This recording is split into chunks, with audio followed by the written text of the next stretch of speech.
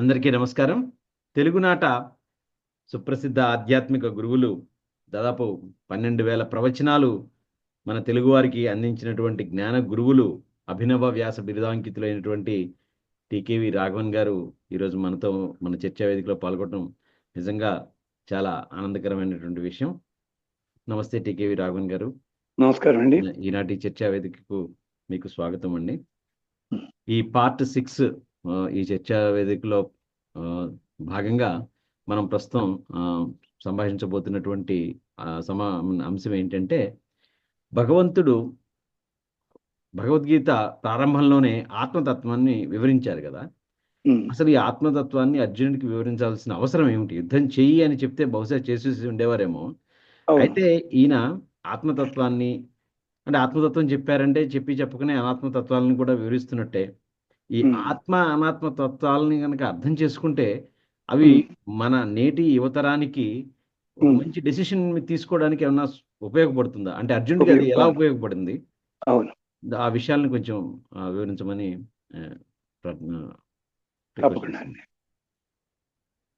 కులగోత్రముల తడువక పొలువరకున్ విద్య గరపి పండిత కవులను సలిపిన మతి వాచస్పతిన్ కలనేని రంగార్యున్ మరువగా తగునే మరువగా తరమగునే న జానామి శబ్దం న జానామి అర్థం న జానామి పద్యం న జానామి గద్యం కానీ రంగదేశికో హృది ద్యోతతే మే ముఖాన్ నిస్సరతే గిరశ్చాపి చిత్రం.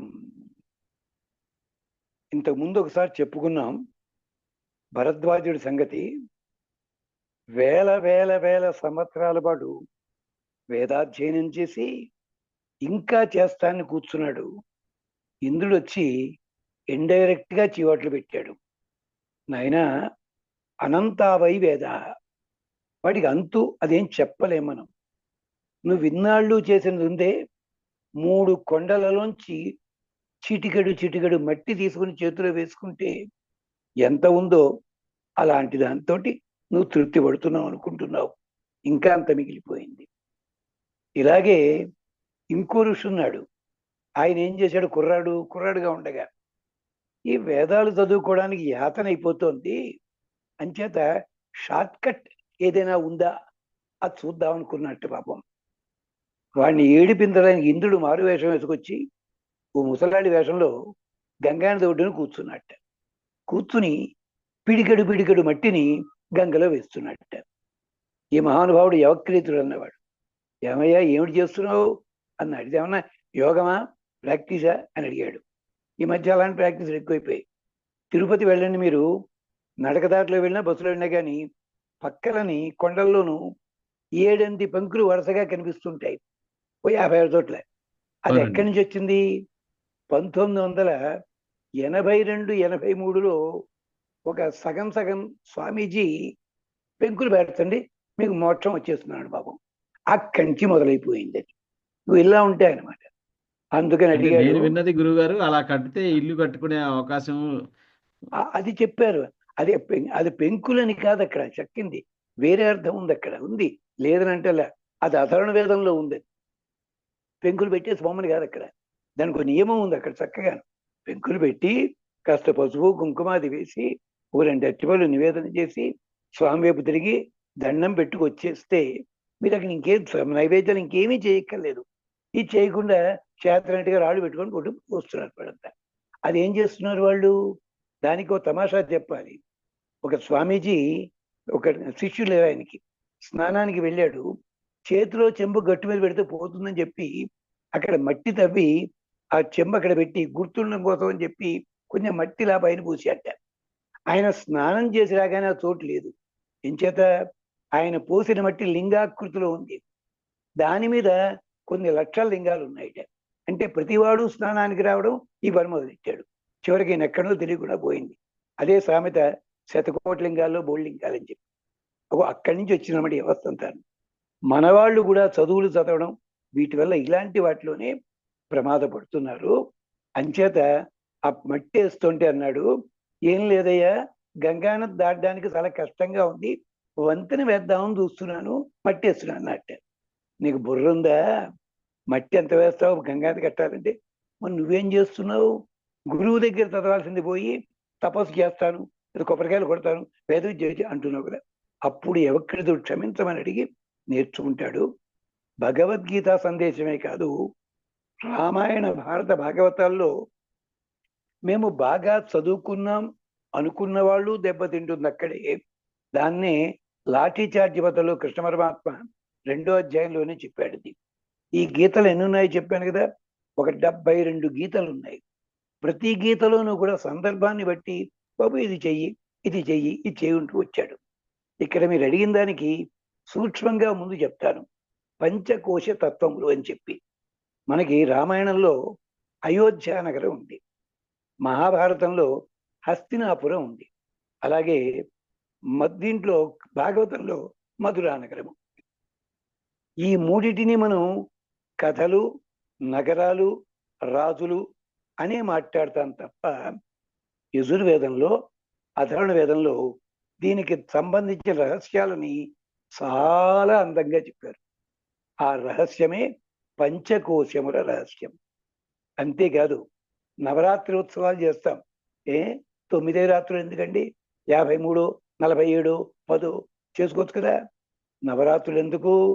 దీనికి సంబంధం ఉంది. ఈ పంచకోశములకి, నవరాత్రులకి, నగరముల పేర్లకి. ఎలాగో తెలుసునా? యజుర్వేదం చెప్తుంది, అధర్వణ వేదం చెప్తుంది, దేవానాం పూరయోధ్య. మన శరీరం ఉంది చూచారా? ఈ శరీరం అంతా దీని పేరు అయోధ్య. ఎలాగయ్యా? దేవానాం పూహు, దేవతలంతా ఉండే చోటిది. ఇదే మనం వింటుండే కొటేషన్, దేహో దేవాలయ ప్రోక్త. అయితే గుడికి ఎందుకు వెళ్తావు? అద్దంలో దండం పెట్టుకోవచ్చు కదా నువ్వు. దాని అర్థం అది కాదండి. దేహో దేవాలయ అంటే బ్రహ్మాది దేవతల దగ్గర వెళ్ళి ఇంద్రాదులంతాను, మానవులు ఆఫ్టర్ ఆల్ 100 ఏళ్ళు బతుకుతారు, వాళ్ళకి ఇళ్ళు కట్టుకుంటున్నారు, మాకు ఇల్లు గతి లేదన్నట్ట. అంటే అన్నాడు బ్రహ్మదేవుడు, ఇది ఒకసారి చెప్పా, ఐతరేయ ఉపనిషత్తులో ఉంది. ఏం లేదురా అబ్బాయి, వాడి శరీరమే ఇల్లు. అంచేత మీరంతా ఈ మధ్య ఆధునిక యుగంలో ఫ్లాట్లు కట్టుకుంటే ఆక్రమిస్తారా, అలాగే వాళ్ళ శరీరంలో చేరిపోండి అన్నట్ట. అంతట్లోకి చిన్నవాడు ఉన్నాడు, పరిగెత్తి వెళ్ళిపోయి చేరిపోయాట. దేంట్లోకి? నాలిక మీద. ఎవర మహానుభావుడు? అగ్ని. అగ్ని వాగ్భూత్వా ముఖం ప్రావిశతు, ఆదిత్య అక్షిణి ప్రావిశతు. దిక్పాలకులంతా 2 చెవుల్లో దూరాట. ఇలా మొత్తం అంతా నింగినున్న దేవతల నిజవాసము, హరివాసము. దీన్నే వేదం అయోధ్య. అయోధ్య అంటే ఎవరి చేత కూడా జయించబడనిది. భగవద్గీతలో అదే చెప్పినట్టున్నాడు బాబు. నాయన అది సావదు, మరొకటి కాదు, పోయిందంటూ కాదురా, ఇదన్నమాట. అంటే దేని చేత చంపబడదు, కొట్టబడదు. దేవానాం పూరయోధ్య. అష్టాచక్ర నవద్వార దేవానాం పూరయోధ్య. ఈ నగరానికి 8 చక్రములు. మీరు యోగాస్ట్రాసులకు వెళ్ళినట్టయితే ఆ టీచర్ అద్భుతంగా చెప్తారు నాకంటే. అదనమాట. అష్టాచక్ర నవద్వార చెప్పక్కలేదు కదా. మనకి 9 ఇంద్రియాలు ఉన్నాయి, 9 ద్వారములు ఉన్నాయి. 2, 2, 2, 1 అలాగని చెప్పి అష్టాచక్ర నవద్వార దేవానాం పూరయోధ్య. ఇంద్రియములు 5 కదండి? 5 అంటే ఇంద్రియములు 5, కానీ ద్వారములు అంటే ఇంద్రియాలు కళ్ళు ఉన్నాయి 2 ద్వారాలు, నాసిక ఉంది 2 ద్వారాలు, చెవులు ఉన్నాయి 2, ఇలా లెక్క 9 అవుతాయి అన్నమాట. 9 ద్వారములు అవుతాయి. అష్టాచక్ర నవద్వార దేవానాం పూరయోధ్య. అయితే ఈ 9 ఉన్నాయి కదా, ఈ 9ని శుభ్రం చేయడానికే నవరాత్రి. ఏమండి, నవరాత్రి ఎందుకండి? నవాక్నికం చేసుకోవచ్చు కదా. నవాక్నికం కూడా ఉందండి. దానికి దీనికి తేడా. పగటిపూటంతా మనం అనుభవాల కోసం డబ్బు సంపాదించడం దృష్టి పెడతాం. రాత్రి అయ్యేసరికి అనుభవానికి దిగుతాం. పేరు చెప్పినది భగవద్గీత, కానీ దీని వెనకాల లింకులు మిగిలిన చోట్ల ఉంటాయి. భరతుడిని చూసి లక్ష్మణుడితో అంటాడు, లక్ష్మణుని చూసి రాముడు అంటాడు, మనుషులు ఎంత వెర్రివాడురా, నందంతి ఉదితే ఆదిత్యే. సూర్యుడు ఉదయించగానే అమ్మయ్య సూర్యుడు ఉదయించాడా, ఇక పని బయలుదేరతలే అనుకుంటాట. అదే సూర్యుడు అస్తమిస్తే నందంతి అస్తమితౌరవు. సూర్యుడు అస్తమించగానే పుట్టగానే నవ్వేవాడు పోగానే ఏడవాలి కదా. లేదే అంటే ఉయ్యాల మొయ్యాల అన్నాడు మా కవి గారు సినిమాకి ఒక చోట. అలాగే కానీ ఏమిటి వీడనేది? సాయంకాలం కాగానే అమ్మయ్య అనుభవించవచ్చు కదా అనుకుంటున్నట్ట. అప్పుడు అన్నాడు పోలీసు వాడి దెబ్బ రాముడు, మానవాహ న జానంతి కాలక్షయం. జీవితంలో ఒక రోజు పోయింది అని ఎవడైనా ఏడుస్తున్నాడా? తెల్లారింది, సాయంకాలం అయింది, తెల్లారింది అంటున్నాడు తప్ప నా మానవాహ నా జీవితక్షయం నా జానంతి. ఇందుకు చెప్పడానికి అక్కడ పంచకోశాలు ఇవి చెప్పాల్సి వచ్చింది. అంతేకాదు రామాయణం చెప్తూ కథ చెప్పక అయోధ్యానగర వర్ణన దేనికండి?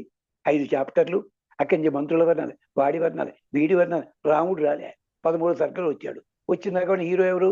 విశ్వామిత్రుడు. ఆయనే హీరో అయిపోయాడు 40 సర్కలకి. ఇది ఎక్కడ గొడవ అంటే మన శరీరం వర్ణించడానికి సువిభక్త మహాపథ, నాడీ మండలం గాని, రక్త మండలం గాని, జీర్ణ మండలం గాని దేనికది విడివిడిగా ఉన్నాయి. ట్రాఫిక్ జామ్ అవటల్లా ఇది శరీరంలో. అలాంటి నగరం అయోధ్య నగరము. అంతేకాదండి, దీనికి రాజు ఎవరండి? దశరథుడు. 10 రథాలు ఉన్నాయనికి, అందుకని ఎక్కువ లేవా? కాదండి, మనకి ఉన్నాయి 10 రథములు. అదే ఇంద్రియాలు. 10 రథములు మనకున్నాయి. అంటే లోపల ఉన్న జీవుడి పేరేమిటి? దశరథుడు. మరి ఆయనకి భార్యలు ఉన్నట్టండి.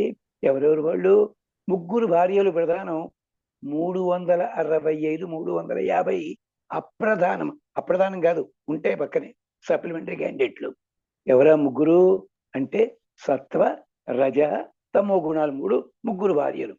సత్వగుణం కౌసల్య, తమో గుణం కైకమ్మ, రజోగుణం మన సుమిత్రాదేవి. మరి 350 ఎవరండి?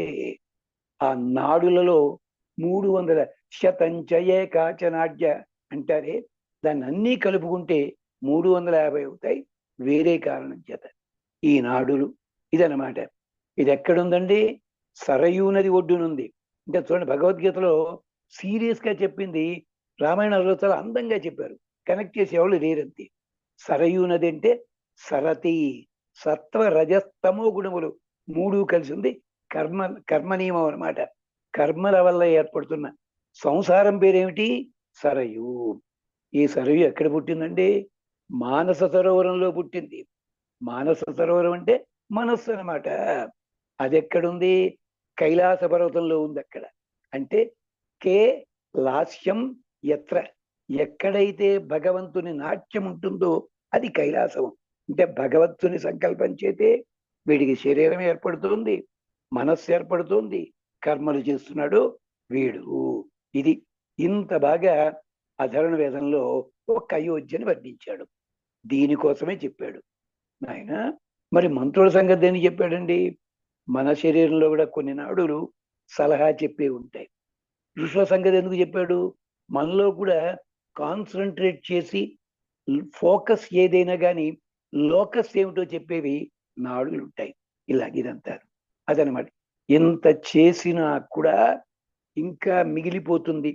బోధించడానికే వచ్చాడు విశ్వామిత్రుడు. ఆయన విశ్వామిత్రుడు అంటే విశ్వమునకు అమిత్రుడు అంటారు చాలా మంది. కాదు, విశ్వ ఆ మిత్ర, ప్రపంచమునకు గొప్పదైన సహాయం చేయగలిగిన వాడు. ఇది అక్కడ అయిందండి. అది రామాయణానికి. మరి భారతానికి పేరేమిటండి? ఈ శరీరానికి పేరు హస్తినాపురము. హస్తి ఏనుగు. ఏనుగు ఎలా ప్రవర్తిస్తుందో ఎవ్వడికి తెలియదు. ఎలాగో తెలుసా అండి? చిన్నప్పుడు కథ ఉండేది. రోజు ఏనుగు పోతుంటేను ఆ టైలర్ షాప్ వాడు పండు ఏదో ఇస్తుండేవాట, తింటుండేది, వెళ్ళేది. ఓసారి వాడు బిజీగా ఉన్నాడు, ఏనుగు అలవాటుగా వచ్చి తొండం ఇలా పెట్టింది. పెట్టేసి ఇది కొత్త అంతర్వాచకం, 2వ తరగతి కథ. వాడు కోపంగాను పిల్లలా అన్నాడు. వెళ్ళలేదు, ఏనుగు నిలబడే ఉంది. వాడు కోపం వచ్చి చేతిలో సూత్తోటి ఇలా పొడిచాడు. ఏనుగేమో ఇలా అనుకుని వెళ్ళిపోయింది. వెళ్ళిపోయి తిరిగి వచ్చేటప్పుడు మురికి నీరు తొండంలో పెట్టుకొచ్చి వీడి మీద చిమ్మిపోయింది. అంటే ఏనుగు ఎప్పుడు ఎలా ఏం పని చేస్తుందో దానికి కూడా తెలియదు. అందుకనే ఏనుగు పూలమాల పట్టుకుని ఎవడి మెళ్ళలోనే వేస్తుంది. వాడు రాజు. ఏనుగు ఎవరినైనా ఎక్కించుకోవాలంటే ముందు కాలు మడుస్తుంది, ఆ కాలి మీద ఎక్కుతాడు వీడు, తొండంతో బయలుతాడు. అంచేత త్యాగరాజస్వామి సామజ వరగమన, ఏనుగు లాంటి ప్రవర్తన కలిగిన వాడా అన్నారు ఆయన. అందుకని హస్తినాపురము ఆ ఏనుగు ఏమిటో కాదు, మనలో ఉండే అహంకారము. ఇది హస్తినాపురం. ఈ అహంకారం కారణం ఏమిటి? 100 కోణాలు ఉంటాయి.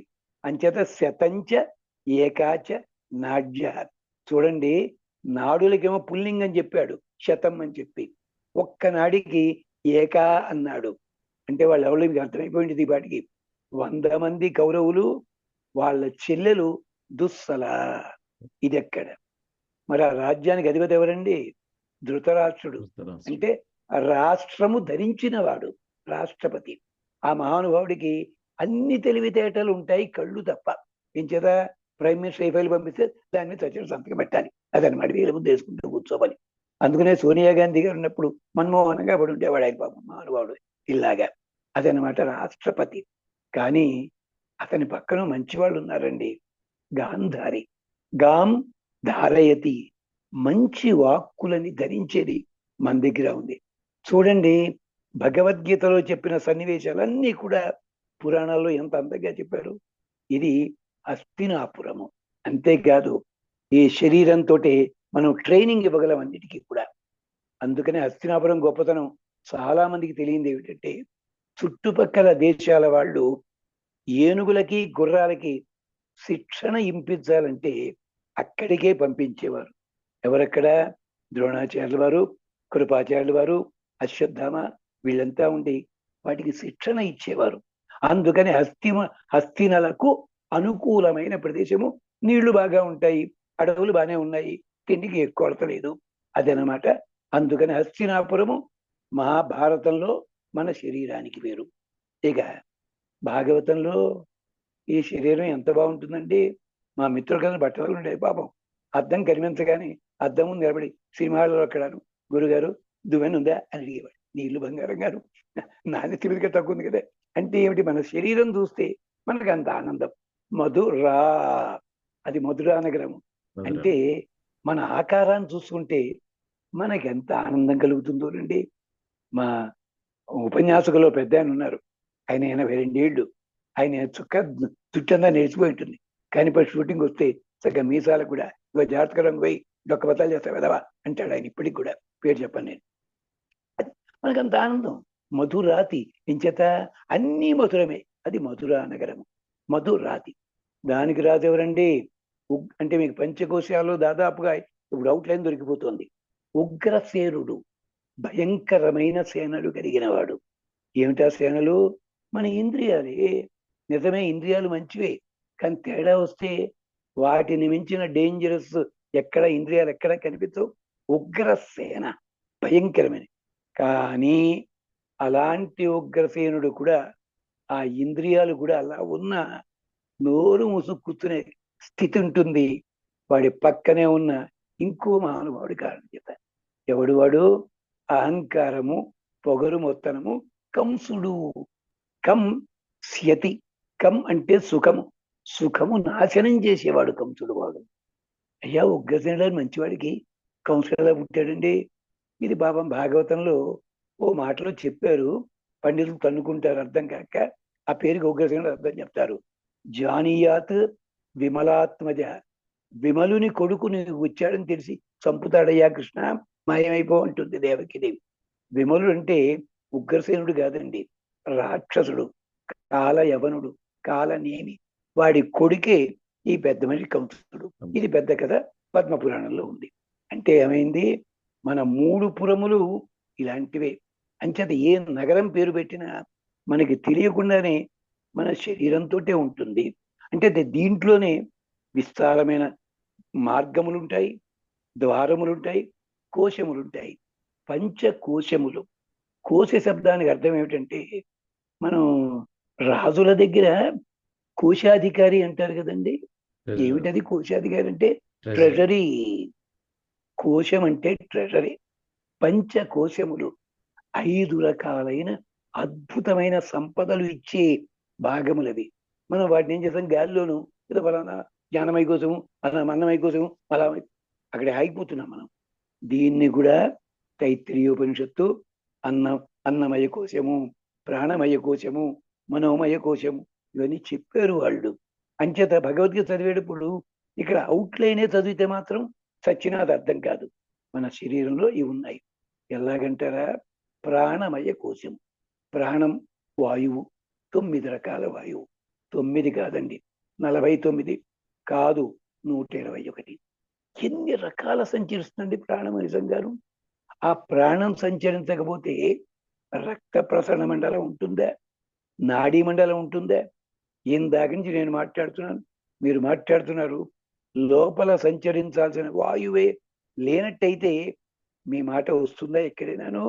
ఎంచేత హృదయ కుహరం లోపల వాయువు స్ఫురిస్తుంది. దానికి నిప్పు వల్ల వేడెక్కి వాయువు పైకి వస్తుంది. త్యాగరాజస్వామి భాషలో నాభి కృత్ కంఠ రసన నాసాదులయందు వస్తున్నప్పుడు మాట. అది ఇంత గొడవ ఉందండి. నాతోటి ఇదే గొడవ అండి. ఎంచేతంటే చిన్న చీమ దొరికితే దాని కాళ్ళు పట్టుకుని అనలైజ్ చేసే ప్రయత్నం చేస్తుంటా నేను. పంచకోశాలకి ఇంత ఉంటే యుద్ధంలో అర్జునుడికి ఇంత చెప్పడం కష్టం అవుతుందండి. కానీ అర్జునుడు చదువుకున్నాడు, బుర్ర లేనివాడు కాదు. 12 ఏళ్ళు అడవిలో ఉన్నాడు, అంతకుముందు తీర్థయాత్రలు చేశాడు, ద్రోణుడి దగ్గర చదువుకున్నాడు, విదుడి దగ్గర చదివాడు, పెద్ద పెద్దవాడి దగ్గర చదువుకున్నాడు. మరి జ్ఞానం అంటే ఏమైంది? మొన్న చెప్పాను, ఇంతకుముందు అన్నాం, స్పర్ ఆఫ్ ద మూమెంట్. ఆ క్షణము లోపల అతని మనస్సు అటు ఇటు అయ్యిందనమాట. ఏమి చెప్పలేని స్థితిలో పడిపోయాడు. ఇలాంటి క్యారెక్టర్లు అన్ని చోట్ల ఉన్నాయి, అన్ని చోట్ల ఉన్నాయి. విశ్వామిత్రుడు లాంటి వాడు వస్తే దశరథ అన్నాడు, నువ్వు ఎదురు తెరిస్తా అన్నాడు. రైట్ ఆనరబుల్ శ్రీనివాస శాస్త్రి గారు ఒకతోటి చమత్కరించారు. Dasaratha has one weakness, to promise in haste, repent leisurely అన్నాడు ఆయన. తొందరపడి మాటిస్తాడు, తీరుబడిగా ఏడుస్తాడు. విశ్వామిత్రుడికి నువ్వు ఏదైనా చేస్తా కదా అన్నాడు. రాముడిని అన్నాడు, అది తప్ప అన్నాడు పెద్ద మనిషి. కైకమ్మకి వరం ఇచ్చేశాడు, తీరుబడిగా ఇచ్చాడు. అంటే ఇలాంటి క్యారెక్టర్లు ఉన్నాయి, ప్రతి చోట ఉన్నాయి. ధర్మరాజు యుద్ధమైన తర్వాత ఏడ్చాడు ధర్మరాజు. ఇలా వీళ్ళంతా ఉన్నవాళ్ళు వీళ్ళందరూ కూడాను. కానీ పాపం అర్జునుడు మాత్రం బలైపోయాడు మన కోసం అని చెప్పి వచ్చాడు. ఇవన్నీ చెప్పడానికే మహానుభావుడు సాంఖ్యము అని చెప్పాల్సి వచ్చింది. సాంఖ్యం అంటే అర్థం ఏమిటంటే సంఖ్యాశాస్త్ర సంబంధము. ఒరే అబ్బాయి ఇలా రారా అన్నాడు. వాడు వచ్చాడు. ఎవరు వచ్చారు? వాడంటే వాడు చెయ్యి ఇలా పెట్టి వచ్చా కదా తాతయ్య అన్నాడు. అనుకోండి, చెయ్యి వచ్చింది, వాడెక్కడ వచ్చాడు? అంటే శరీరంలో ఉన్న రకరకాల అంగములు ఉన్నాయి. ఇలా రా అంటే వాడు వచ్చి గుడ్డివాడిని ముట్టుకుంటే ఓ వచ్చాడని తెలుస్తుంది. చూపునోడు వచ్చావుడ్రా బాగుందండి ఇది. లేదు దూరంగా ఉన్నాడు, వచ్చాను బాబాయ్ బయటే ఉన్నాను అంటే ఏమైంది? విడివిడిగా ఉన్నాయి అంగ ప్రత్యంగాలు, విడివిడిగా ఉన్నాయి. వీటన్నిటిని కలిపితే తప్ప శరీరము కాదు. కానీ మనం శబ్దం విన్నా వచ్చాడంటున్నాం, స్పర్శ వచ్చినా అంటున్నాం.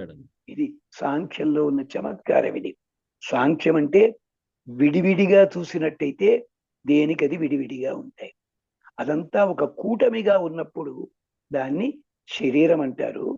ఆ శరీరానికి లోపల ఉండే తత్వం ఏదుందో ఆ తత్వాన్ని జీవుడు అంటారు. ఈ జీవుడిని తయారు చేసిన వాడు ఎవడో, చూసిన వాడు ఎవడూ లేడు. మనకి ప్రశ్నోపనిషత్ అని ఓ చోట ఉంది, దాంట్లో అంటాడు ప్రతివాడును నేను భగవంతుని దర్శించాను అంటాడు. అనగానే కేనోపనిషత్ చెప్పింది, కఠోపనిషత్ చెప్పింది దభ్రమేవ. ఒరే నమ్మకురా బాబు, అబద్ధం పడింది చూడలేదు. అలా చూసేది అయితే పరిమితే ఉన్నదైతే అందరికీ కనిపించాలి కదా. లేదు, అనుభవించాడు వాడు. ఆ తత్వాన్ని మనసులో పెట్టుకుంటే మనస్సులోంచి బయటికి చెప్పడం చేత కాదది. అలాంటిది ఎందుకు మనం మాట్లాడేది ఎంతండి? 1/4 మాట్లాడతాం మనం. ఎందుకని? పర, పశ్యంతి, మధ్యమ, వైఖరి 4 భాగాలు ఉన్నాయి. పర మీ కంటికి కూడా కనిపించదు, ఎక్కడో ఉంటుంది. మనం మాట్లాడుతూ విన్నాను ఎక్కడో గుర్తు రావట్లేదండి, అది పర. పశ్యంతి కళ్ళ ముందు కనిపిస్తుందన్నది ఇక్కడ చటుక్కు 4 దాకా రావటం లేదు అంటాం కొన్నిటికి, అది పశ్యంతి. పర పశ్యంతి. మధ్యమ ఉన్నానండి, ఆ పదం తెలుసండి, అదే స్పెల్లింగ్ కూడా తెలుసును, గొంతులో కొట్లాడుతుంది ఎందుకో బట్టి రావట్లేదు అంటాడు వాడు. అది కోఆపరేటివ్ సొసైటీ అని చెప్పి అన్నప్పుడు పాపం దాన్ని ఏంటి తెలుగులో ఏమంటారు? కోఆపరేటివ్ సొసైటీ పరపతి సంఘం అని. వాడు రాసుకోవడం తేడా వచ్చి ఏ దేశానికైనా కానీ పరపతి సంఘం అవసరం మొదలెట్టాడు ఉపన్యాసంలో. వాడు వేలుముద్ర వేసుకునేవాడు. సహకార పరపతి సంఘం ఉంది బోర్డు. వాడు పిలిస్తే ఇనాగ్రేషన్కి వాడు రాసుకోవడం తేడా పెట్టాడు. సహకార పర పతి సంఘం. బాబా ఏం పెట్టారండి అన్నట్టు వాడు. ఇగో ఇలా ఉంటాం మనం అంతా. అంచేత ఇలాంటి చెప్పడానికే అంత కష్టపడ్డాడు అక్కడ. కాబట్టి అది తెలుసుకోవాలంటే అంతా మనకి తెలుసుండాలి. ఇది పద్ధతి అన్నమాట. దానికోసం సాంఖ్యాన్ని చెప్పడానికే భగవంతుడు కూడా రకరకాల మార్గాల్లో చెప్పాడు. దాన్ని ఓ చోట అంటాడు, బహుశాఖాహి అనంతాశ్చ బుద్ధయ అవ్యవసాయినాం. వాటి పంచకోశాలు వాటికి వెళ్లే ముందు ఇది మాట్లాడుకోవాలి మనం.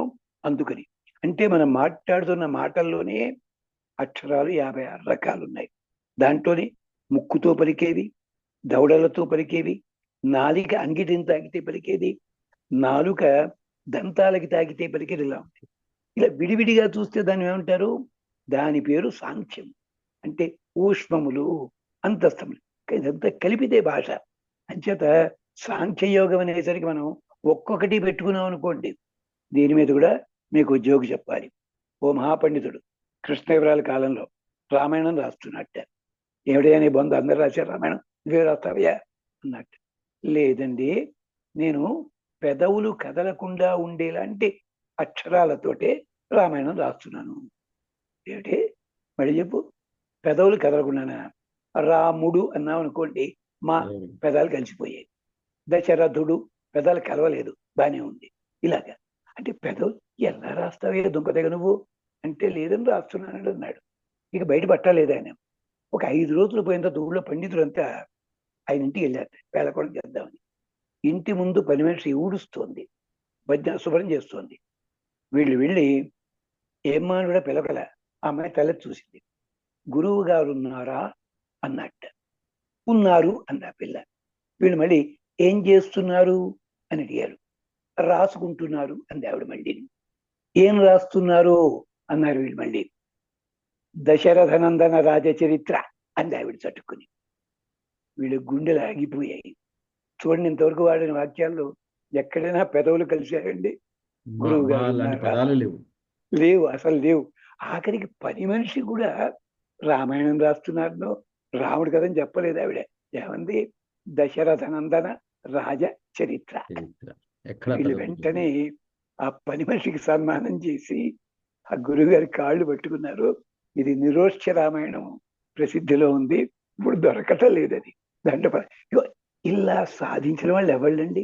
అంటే ఏమిటి? సాంఖ్యం అన్నది తెలుసుకోవడం చాలా కష్టం ఉంటుంది, దాంట్లో లేదని కాదు. దాన్ని పట్టుకు వేళ్లాడతాం కనుకనే అన్నాడు, బహుశాఖాహి అనంతాశ్చ బుద్ధయ అవ్యవసాయినాం. బాబు, అవ్యవసాయినాం, సరిగ్గా సాధన చెయ్యని వాళ్ళు ఉంటారే, వాళ్ళంతా వాళ్ళ బుర్రని రకరకాలుగా శాఖోపశాఖలుగా విస్తరిస్తూ, అబ్బాయి ఎంత పెద్ద చెట్టు అండి, ఎన్ని శాఖలున్నాయో ఎన్నున్నాయో అనుకుంటాడు చూసేవాడు. ఒక్క శాఖలో ఒక్క పువ్వు ఉండదు, ఒక పండు ఉండదు. కింద నిలబడదామంటే పైన పావులు ఉంటాయి, పక్కకెడదామంటే ముళ్ళు ఉంటాయి. ఇలాంటి బుద్ధి మనకు అవసరమా చెప్పండి? ఇప్పుడు ఎంతమంది వాళ్ళు అంటాడు మీకు తెలుసును. ఏమిటి వాళ్ళు? అవ్యవసాయిన అంటే సరైన బుద్ధి లేని వాళ్ళు.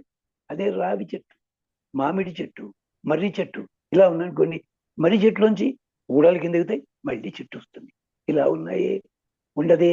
తొర్రలు ఉంటాయి, ఆ తొర్రలో పక్షులు నివసిస్తాయి, ఇలా జంతువులు ఉంటాయి. అంటే మన విజ్ఞానం అన్నది కేవలం సంఖ్యాపరమే చూసినట్టయితే ఎందుకు పనికిరాదని చెప్పడానికే మొదటి దెబ్బ పడింది అక్కడ. ఆ బహుశాఖాహి అనంతాశ్చ, లెక్క పెట్టలేవు. ఇది కూడా మీకు చిన్న సన్నివేశం భారతంలోని చెప్పాలి. ఆయన నలమహారాజు ఋతుపర్ణుడి రథాన్ని పోనిస్తున్నాడు. వేగంగా పోతుంటే ఆ వేగానికి ఈయన కండువ దారి పడిపోయింది. ఏమయ్యా రథం ఆపోయా, కండువా తీసుకుంటా అన్నాడు. అయ్యా, అది 50 మైళ్ళ అవతల పడిందండి, మీరు చెప్పే లోపల రథం 50 మైళ్ళు ముందుకు ఎడుతున్నాడు. ఏమిటి 50? లేదన్నా ఒక శిశాస్త్రం బాగా తెలుసుకున్నాడు అనేసరికి ఋతుపర్ణ మహారాజు నవ్వి, ఎవడి మటుకు పొగలగానే మాట్లాడతాడు అని నలమహారాజు అన్నాడు. అయ్యా, చెట్టు ఉంది కదా, చెట్టులోంచి ఓ కొమ్మని ఖండిస్తే దాంట్లో ఆకులు నేను చెప్పగలన్నాడు. ఋతుపర్ణ మహారాజు ఆకులు కనిపెట్టి చెట్టు కొమ్మలోని ఆకులు లెక్క పెట్టి చెట్టుకి ఎన్ని ఆకులు ఉన్నాయి నేను చెప్తానన్నాడు. చెప్పాడు కూడా. అప్పుడు అడిగాడు, ఏమయ్యా నాకు ఆ విద్య చెప్పవా అన్నాడు నలమహారాజు. నీ అశ్వ విద్య నాకు చెప్పు, ఈ విద్య అక్ష విద్య నేను చెప్తాను నేను అన్నాడు ఆయన. దాని పేరేమిటి? పాటీ గణితం. తెలుగులో సామెత ఉంది, ఏ పాటివాడు నువ్వు అంటారు. ఆ పాటీ శబ్దం ఏమిటి? ఇదన్నమాట. అంటే ఒక చెట్టుని చూడగానే, ఒక వస్తువుని చూడగానే దాంట్లో ఉన్న తత్వాలన్నీ గమనించగలగడం. మనకి కంసాలు అవి చేస్తుంటారు, ఆ నగ చేతిలో తీసుకుంటారు, అది బ్యాలెన్స్ పెట్టగలి దాంట్లో పెట్టగలి, అయ్యా 2 తులాలు ఉంటుంది, ఓ తులాని తక్కువ ఉంటుంది అంటాడు. కరెక్ట్ అలాగే ఉంటుంది. మీరు సింపుల్ బ్యాలెన్స్ లో పెడితే అతను పార్టీ క్వాలిటీ కూడా చెప్తారు. క్వాలిటీ కూడా చెప్పారు. అది కూడా చెప్పారు. ఇది సాంఖ్యయోగం అంటే అర్థం ఏంటనమాట? దాని తత్వము తెలవాలి, గుణము తెలవాలి, ఇదంతా. ఇది విడివిడిగా తెలుసుకున్నాం అనుకుంటారు, అది చేత కాదు. ఒక సన్నివేశం చూడగానే అదనమాట. అందుకని అవ్యవసాయినాం. కానీ బుద్ధి, కర్మ, జ్ఞానం అంటే ఏమిటి తెలుసా? ఇలా విడివిడిగా ఉన్న వాటిని ఏకోన్ముఖం చెయ్యాలి. చేస్తే కలిగేదే నీకు జ్ఞానము. దానికే పోలిక చెప్పారు. సూర్యుడి కిరణాలు ఉన్నాయి, దేనికి అది విడివిడిగా ఉంటాయి, ఓదాంతో కలవు. కానీ భూతద్దం పెట్టి ఆ సూర్యకిరణాలని ఇలా పెట్టామనుకోండి, అప్పటి వరకు కూడా సూర్యకిరణాలన్నీ డిఫరెంట్ గానే ఉంటాయి. భూతద్దంలోకి వచ్చేసరికి అవన్నీ మెర్జ్ అయిపోయి ఒక వేడి కలిగి యువతలో ఉన్న కాగితాన్ని కానీ మరొకని కాల్చేస్తుంది. అంటే సాంఖ్యయోగంలో ఉండే ద్రవ్యాలన్నిటినీ, తత్వాన్ని నువ్వు ఏకోన్ముఖం చెయ్యగలిగితే అప్పుడు నీకు అది బుద్ధి అవుతుంది, జ్ఞానం అవుతుంది. అందుకని అంచేత పుష్పితాం వాచం ప్రవదంతి అపవిచ. కానీ సగం చదివిన వాళ్ళు అలంకారాలు పెడతారు మాట్లాడేటప్పుడు, సమాసాలతోటి. కొందరు ఉపన్యాసకులు ఉంటారు, విషయం చెప్పే ముందు 10 పద్యాలు గిడగిడగిడ చదివేస్తాడు, దాంట్లో ఒకటే పదానికి అర్థం చెప్తాడు. ఈ 10 పద్యాలు చదవడం ఆడియన్సే తప్పట్టు కొట్టించుకోవాలి. కొంతమంది ఉంటారు, విషయం చెప్తూ కనెక్షన్ ఉన్నా లేకపోయినా 20 పద్యాలు చదువుతారు. మీకు సుందరరామరెడ్డి గుర్తుండే ఉంటాడు, బిల్డర్. అతను ఉపన్యాసానికి వచ్చినప్పుడు అలా జటాకట సంభ్రమ నిలింబ అని చదివేస్తాడు ఒక అరగంట సేపు. వీడు ఏం చెప్తాడు అనుకుంటావు? కాదు, వాడికి అలవాటు చదవడం, వాడు ఎక్కడో చదివాడు చిన్నప్పుడు. ఇలాగా అవసరమైతేనే పద్యం, అవసరమైతేనే గద్యం, వివరణ అలా చెప్తారు పండితులు అన్నవాళ్ళు. కానీ ఇక్కడ ఏమైంది?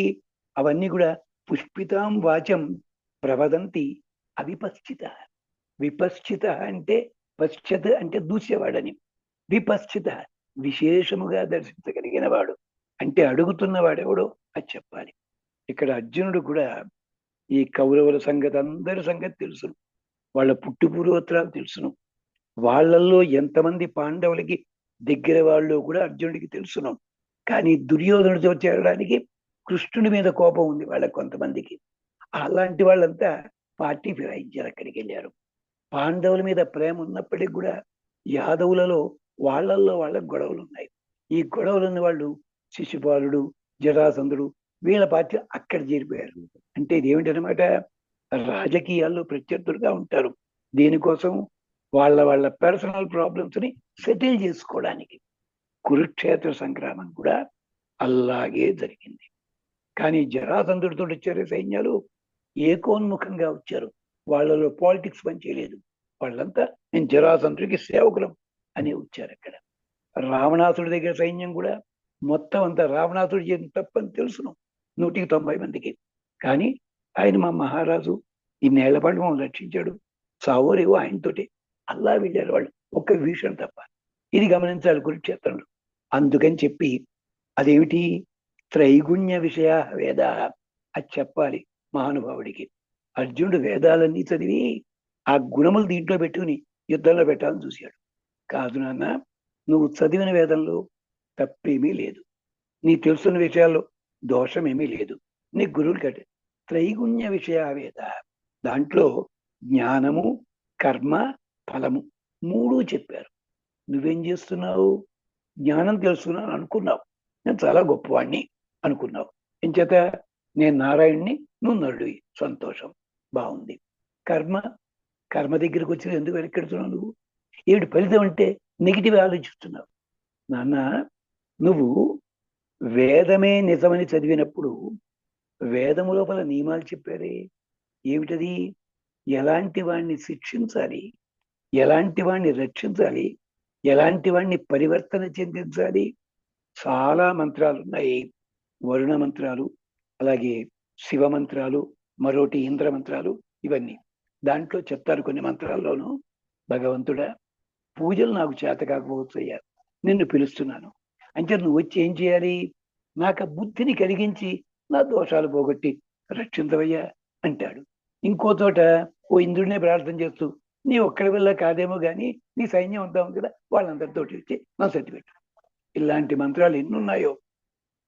నిజానికి వేద పండితులు అందరినీ నేను కోరేది అది, మీరు వేదాలు చదివారు, మంత్రాలు చదివారు, దాంట్లో నిత్య జీవితానికి ఉపయోగించే మంత్రాలు కొన్ని వందలు ఉన్నాయి. చిన్న చిన్న మంత్రాలు అందమైనవి, అలాంటివి చూసుకోండి, అందించాలి ప్రజలకి.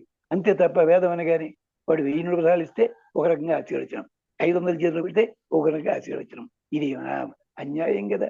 గోదనమాట త్రైగుణ్య విషయ వేద, ఇది జ్ఞాన కర్మ ఫలం. తెలుసున్నదుంటే చేసి తీరాలి, అది కర్మానుష్ఠానం.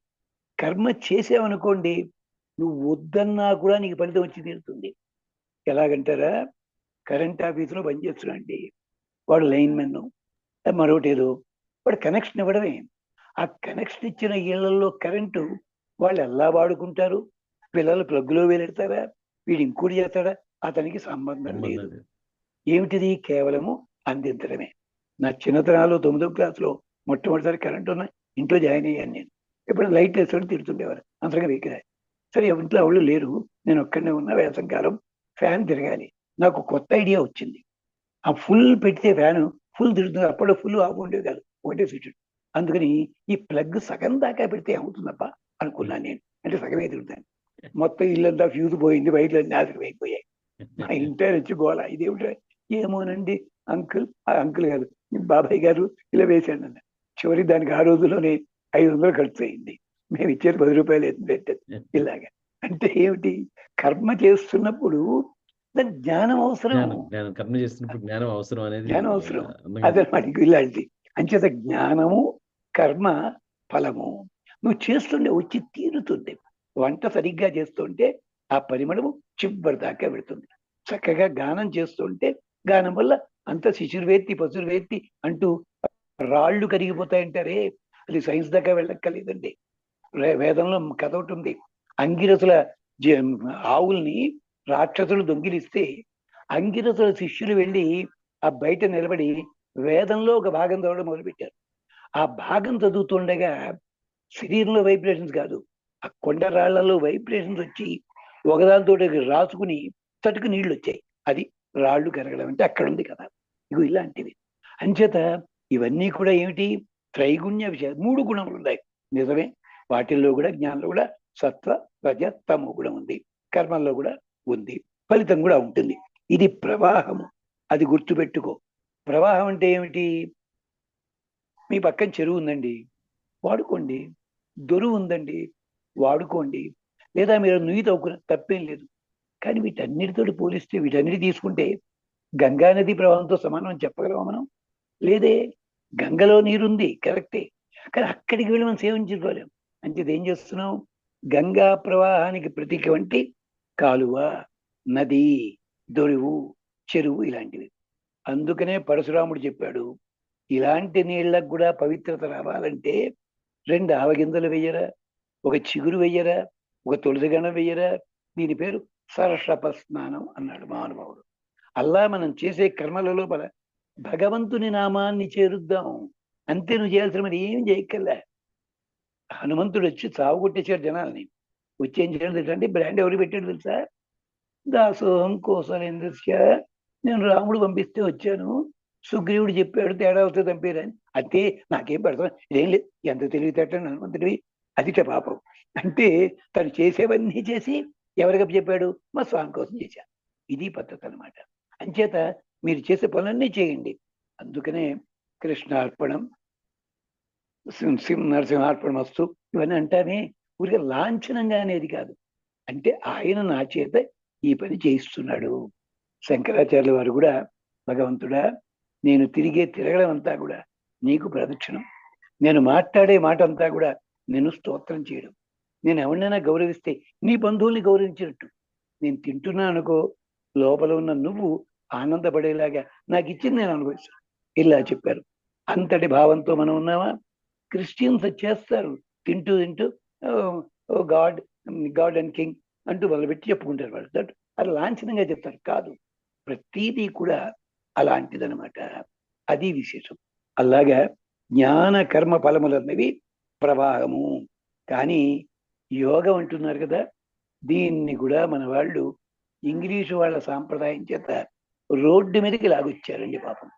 దానికి యోగ అనాలి, లేదా తెలుగుది యోగం అనాలి. యోగా దీర్ఘం పెట్టే వీళ్ళంతా.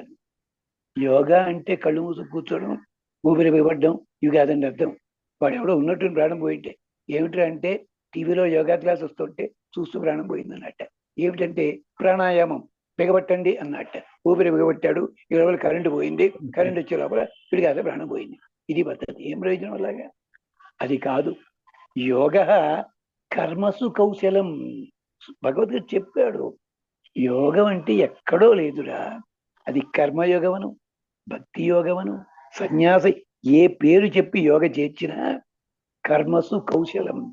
నువ్వు చేస్తున్న పని లోపల నేర్పరితనం ఉంటే దాన్ని అంటారా కర్మసు కౌశలం. అంటే అదే పని 10 మంది చేస్తారు, నిజమే. దానికే ఒక పర్సనల్ ఉదాహరణ చెప్పాలి. ఇప్పటికీ మీకు అవకాశం ఉంటే నారాయణగూడలో టాకీస్ ఉంది కదా, ఇది మన దీపక్ టాకీస్ అని ఉండేది. దాని వెనకాల కరుణాకరన్ ఒక టెక్నీషియన్ ఉన్నాడు, స్కూటర్లు బాగు చేస్తాడు. అతను 10th పాస్ అవుతుండగా 40 ఏళ్ల కిందట వాళ్ళ మాస్టర్ ఒక ఆయన ఓ 50 రూపాయలు ఇచ్చి నేర్చుకురా బాబు పెట్టుకో. ఇవాళ అతని చేతి కింద 20 రూపాయలు చేస్తాడు. వెహికల్ పట్టుకెడితే మీరు ప్రాబ్లం చెప్పక్కర్లా, ఇంజిన్ స్టార్ట్ చేసి ఏ పార్ట్ పొలవం వెంటనే చెప్తాడు, మినిమం రేట్కి చేసి పెడతాడు. ఎంత కష్టమైందైనా ఒక రోజు కంటే ఎక్కువ వచ్చే పెట్టాడు. మరి ఎక్కడి నుంచి వచ్చింది? అతనితో పాటు ఇంకా 50 మంది ఉన్నారే. కానీ అతని దగ్గర ఇది యోగ కర్మసు కౌశలం, కర్మ లోపల నేర్పరు. అంటే ఇతడు చేసినట్టు ఇంకోడెవడూ చెయ్యలేడు అన్నంత బాగా నేర్పరితనంగా చేయడమే. అది పాఠం చెప్పడమా, వంట వండడమా, బట్టలు కుట్టడమా, ఏది, ఇవన్నీ కూడా అదనమాట యోగ కర్మసు కౌశలం. ఇక అంటే మొట్టమొదటిగా వీటికి ఉదాహరణ స్థూల్పంగా చెప్పేస్తున్నాను, వివరంగా వెళ్ళి చెప్పుకోం. స్థిత ప్రజ్ఞత అంటే ప్రజ్ఞ బాగుగా తెలుసున్న జ్ఞానము స్థిరముగా ఉండాలి. తిట్టుకుంటారేమో, ఓ తమాషా ఉదాహరణ చెప్తాను. రాఘవేంద్రరావు గారిది మొదటి సినిమా ఒకటి ఉంది, బాబు అని చెప్పి. ఆ సినిమా దాంట్లో క్యారెక్టర్ ఏమిటంటే, ఆ హీరో టైలరు. ఎవడొచ్చినా సరే, మొగాళ్ళు కానీ ఆడవాళ్ళు కానీ బట్టలు కుట్టడానికి ఇస్తే వాళ్ళని ఎగాదిగా చూసి కరెక్ట్ డైమెన్షన్ కుట్టేస్తాడు. అది తమాషా. అంటే కొలతలు తీసుకోడు, ఎవరికి తీసుకోడు, పొరపాటు తీసుకోకుండా. అంటే ఏమిటి, దాని మీద ఎంత సాధన చేశాడో చూడండి. అంటే సూచి చూడగానే, అంటే ఒక్కసారి ముఖం చూడగానే, చేతులు చూడగానే ఏ ఏ భాగాలు ఎలా ఇలా ఉంటే అంటే సాముద్రిక అది కూడా సరదాగా చెప్పాను. అంటే ఏమిటి, కర్మసు కౌశలం. అదే పత్రంలో పాత్ర అంతా కూడా పాత్ర ఇవ్వగానే చాలా అందంగా. ఓ సినిమాలోను బాలరాజు కథ అనుకుంటా, దాంట్లో నాగభూషణం కార్లు తుడిచేవాడు వేషం వేశాడు. నిజంగా కళ్ళ నీళ్ళు వస్తాయండి. కార్లు తుడిచే క్లీనర్లు చక్కగా అదే ఊపుతోటి అదే ఎక్స్ప్రెస్తో చేస్తారు. అది కర్మసు కౌశలం. అంటే నువ్వు ఏ పని చెయ్యి, ఆ పని లోపల నిన్ను మించిన వాడు ఉన్నా అది ఒక్కరే చెప్పటండి. దాంట్లోపల లోపాన్ని చెప్పకుండా ఉంటుంది. అది యోగ కర్మసు కౌశలం. అది స్థిత ప్రజ్ఞ. ప్రజ్ఞ చాలా ఉండాలి. ఇక్కడ ఒక్క క్షణం మా మాస్టర్కు గారికి దండం పెట్టుకోవాలి. నేను చదివింది మ్యాథమెటిక్స్, జాయిన్ అయిన తర్వాత 2 ఏళ్లకి రాఘవన్ను నువ్వు 4x4 పాఠం చెప్పాలయ్యా అన్నారే. అయ్యా నేను చదవాలి, కంప్యూటర్ చదవలేదండి. 4x4 ఎంఎస్సిలో ఒకటే పేపర్ చదివి సగం పేపరు నాకు తెలియదు. మీ పాఠాలు నేను వింటున్నాను. కోటి వెళ్ళి పుస్తకాలు కొనుక్కు తెచ్చుకో, శని ఆదివారాలు సెలవు తీసుకు, 3 వారాలు పై సెమిస్టర్లో నువ్వు చెప్తున్నావు. చెప్పాను. ఆ తర్వాత దానికి బ్యాచులర్ కంప్యూటర్ లాంగ్వేజ్ చెప్పా, కానీ ఇప్పుడు ఇది అడ్జస్ట్ చేయడం నాకు రాదు. అంటే ఏమిటి, ఆయన అబ్జర్వ్ చేశారు. నేను పాఠం చెప్తుండల్లో ఎలా చెప్ బాబు నీకు తెలిసే కర్మకవసరం ఉంది నీ దగ్గర, చూడు చెయ్యి అని చెప్పి. అంటే భగవంతుడు కూడా ఇలాగే చెప్తున్నాడు. ఆయన పేరు ధూళిపాడ అచ్యుతరావు గారని, కాకినాడ ఆయన, బెనారస్ యూనివర్సిటీ గోల్డ్ మెడలిస్ట్ ఆయన అప్పట్లో. అలాగా అంటే యోగా కర్మసు కౌశలం. మీరు చేస్తున్న పని లోపల మిగిలిన వాళ్ళకి ఊహకి కూడా అందరి పద్ధతిలో దాని పేరు స్థిత ప్రజ్ఞత. అంటే ప్రజ్ఞ అన్నది స్థితముగా ఉండాలి. ఆధునికులైన వాళ్ళందరికీ ఇదే చెప్తున్నాం మేము. నిజమే, మీరు షిఫ్ట్లు ఉంటాయి, మరో డ్యూటీలు ఉంటాయి, మీరు ఎంతసేపు కూడా ఇది కంప్లీట్ చేసేస్తే నాకు ప్రమోషను మరోటో వస్తుంది, లేదా ఆర్గనైజ్, నిజమే కావాల్సిందేది. కానీ మీరు చేసిన పని అవతలవాడు తప్పు పట్టడానికి లేకుండా చేస్తున్నామా లేదా? మీ టీంలో 10 మంది ఉంటారు, 10 మంది ఒకే రకంగా పనిచేయరు కదా. ఋగ్వేదం కూడా చెప్పింది, ఒకే ఆవుకి పుట్టిన 2 దూడలు ఒకే రకంగా పాలిబవు, ఒకే చేతి వేళ్ళు ఒకే రకంగా పనిచేయవు, ఒకే తండ్రి బిడ్డలు వివిధములైన ఆలోచనలతో ఉంటారు. ఋగ్వేదం చెప్పింది మంత్రం. అలాగా టీంలో ఉన్నారు, 10 మంది ఉన్నారు, వాళ్ళకు విడివిడిగా ఉంటాయి. కానీ వాళ్ళందరినీ కూడా సమన్వయపరిచి మనకిది ఈ ప్రాజెక్ట్ ఇది చెప్పుకుంటూ వెళ్ళినప్పుడు ఒకరికొకరు ఇంకోళ్ళు అలా చెప్పుకుంటూ వెళ్ళాలి. ధర్మరాజు రాజసూయం చేసినప్పుడు తమ్ముళ్ళకి అదే చెప్పాడు, నువ్వు వెళ్ళే యుద్ధం గెలిచావా ఓడావా నాకు సంబంధం లేదు.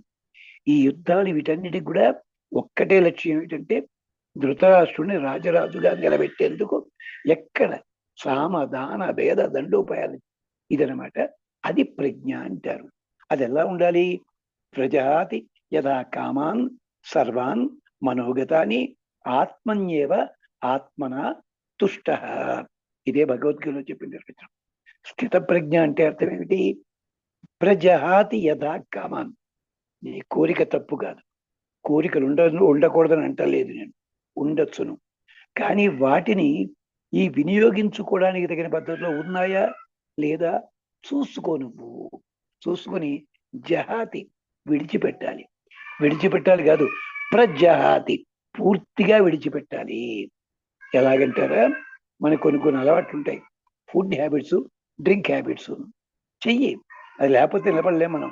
పాత రకం కవులు ఉంటారు, ఒక్కొక్కడికి ఒక్కో లక్షణం ఉంటుంది. ఒక ఆయన 3 సిగరెట్ పెట్టి అయిన తర్వాత ఓ పాట రాసేవాడు. ఆయన ఒక ఇంగ్లీష్గా ఉండేవాడు, 15 పెన్సిళ్ళు చెక్కేవాట. అది చెక్కి ముక్కపద అప్పుడు కవిత్వం వచ్చేది ఆ పెద్ద మనిషికి. ఇవన్నీ ఒకసారి రీడర్స్ డైజెస్ట్లోను, భవన్ జర్నల్లో వ్యాసాలు పడ్డాయి ఇలాంటి వాళ్ళ మీద. కానీ నువ్వు అలా కాదని అంటలేదు. ఏం చేయాలి? వీలైనంత వరకు తగ్గించుకుంటూ వెళ్ళి వాటిని. అది యథాతి కామాన్. అది ఏం చేయాలి? కామాన్ సర్వాన్. కామములంటే శరీరానికి చెమట పడితే ఫ్యాన్ అది వద్దంటలేదు. మనోగతాన్, ఇది మనస్సు దాకా వెళ్ళిన కోరికలు ఉంటాయే, అది లేనిదే నిలబడలేనండి, ఉండలేకపోతున్నానండి, ఇది ఉంటుంది, అది మాత్రం పనికిరాదు. మామూలుగా లాంఛనంగా పైపోయిన కోరికలు మంచిదే. దాహం వేసింది, మంచిది తాగు. మా దగ్గర టీవీలో షూట్ చేయడానికి వస్తుంటారు, ఇళ్లలో వాళ్ళకి ఫ్రిడ్జ్లు లేవు, వచ్చి నేను టిఫిన్ చేయలేదు, టిఫిన్ తెప్పించి పెట్టండి, కూల్ డ్రింక్ పెద్ద పోజ్ దానికి. ఇదే అది నువ్వు చెప్పలేవాను కాదది. అంటే నీకు అవసరం ఉంటే చేసుకోవద్దంటేలా, దాహం కావాలి దాని మంచిది తెచ్చాడు బాబు, అయిపోయింది, దాంట్లో దోషం ఏం లేదు. అలాగనమాట. అంటే మనోగతాన్ కామాన్ సర్వాన్. భగవంతుడికి పదం సర్వాన్న చాలా ఇష్టం. అందుకని ఆ మధ్య టీవీ సీరియల్లో ఒకటి పేరు సర్వం అని పేరు పెట్టాడు.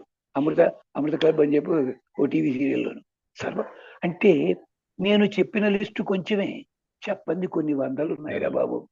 అందుకని సర్వాన్, అది మనోగతాన్ని, మనస్సు దాకా వెళ్ళిన దాన్ని వదిలించుకోవడం అంటే మన వల్ల కాదు. మీకు వీరప్పని తెలుసు కదండి. వీరప్పను ఒక డిటెక్టివ్ని చంపేశాడు, పోలీస్ ఆఫీసర్ని.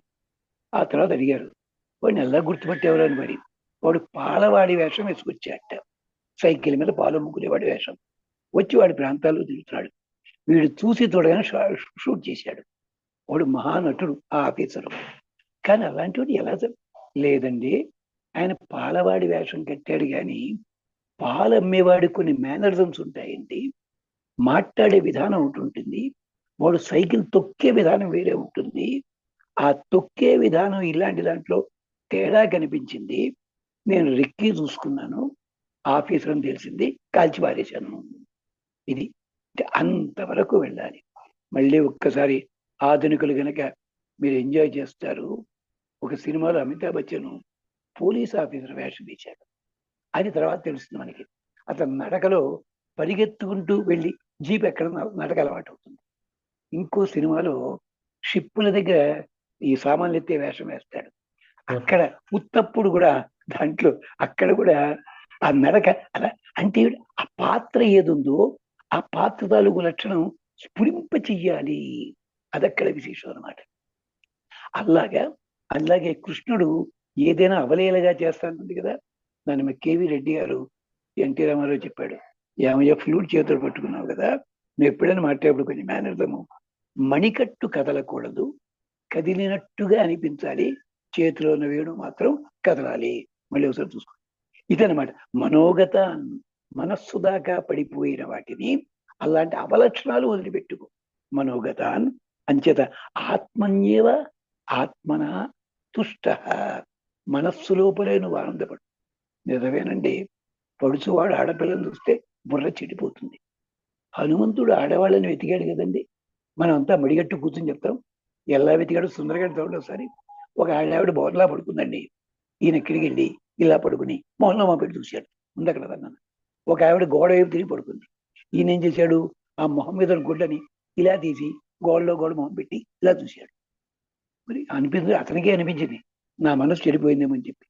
కానీ ఎలా వెతికాడో తెలుసునా, వెనకటి రోజుల్లో పెళ్లిళ్ళలో ఆడవాళ్ళంతా పందిట్లో పడుకునేవారు. అప్పుడు లాడ్జిలో వెళ్ళావు కదా, సంటి పిల్లాడు లేచాడు, 3 ఏళ్ల వాడు, అమ్మని వెతుక్కుంటాడు. ఇలాయి బుడ్లే ఉన్నాయి ఇక్కడ. వాడు వెతుక్కుంటూ తొక్కుకుంటూ వెతుకుతూ వెళుతూ వాడికి ఎంతసేపు అమ్మ అమ్మ అమ్మ అమ్మ అంత తప్ప. ఆవిడ 50 ఏళ్ళ ముసలావిడ, పడుతున్నాయ పెళ్ళి, వాడికి అవసరం లేదు. హనుమంతుడు కూడా అలాగే సీతాదేవి ఇక్కడ, సీతాదేవి సీతాదేవి అంటూనే వెతికాడు. అందుకనే అన్నాడు, నేను ఆడవాళ్ళ వచ్చి ఆడవాళ్ళని వెతుక్కోవాలి కదా అన్నాడు. ఇది అంటే మనస్సుని జాగ్రత్తగా పట్టుకోవడం అన్నది ఇదే.